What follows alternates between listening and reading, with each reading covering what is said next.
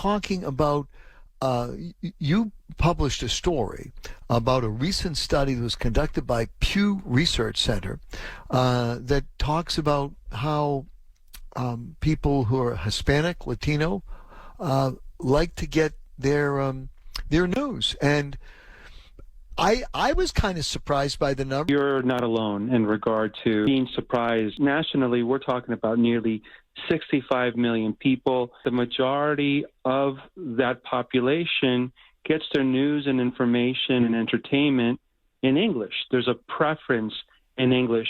And that really shouldn't be a surprise because the U.S. Census for 3 decades now has been showing that the majority of the Hispanic Latinos in the United States are born in this country.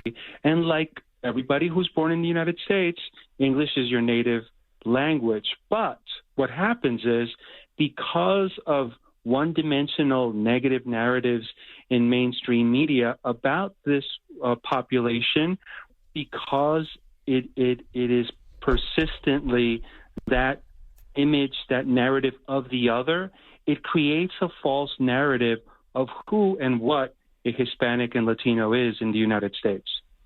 Here's my point, and I'd be interested if you agree with me. The key to success in this country for anyone who's coming here, from whatever continent they're coming, whether they're coming from nearby Central America, South America, or they're coming from Asia, Africa, or wherever, the key to success in the United States of America is to assimilate into the United States of America.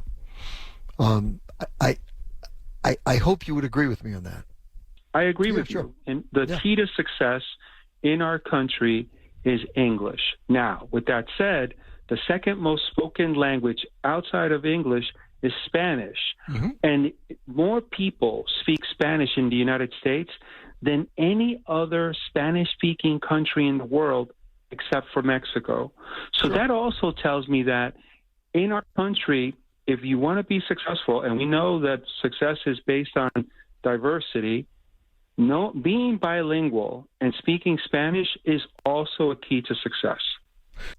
I just think assimilation. What we've seen with Hispanic and Latinos, and that includes also second and third generation, it isn't so much assimilation as it is acculturation. And that is drawing from the best of their new home, the United States, but also keeping what's best of the homes that they left behind or are still very much in touch with. And I think that's what's special about our country. It's the ability to continuously pivot and create something new. And that's really what gives us a competitive edge. Couldn't agree with you. I absolutely agree with you. You can be 100% American and still feel 100% whether you were born in another country and became a naturalized citizen in the United States, or you're like myself, the proud son of immigrants from Peru.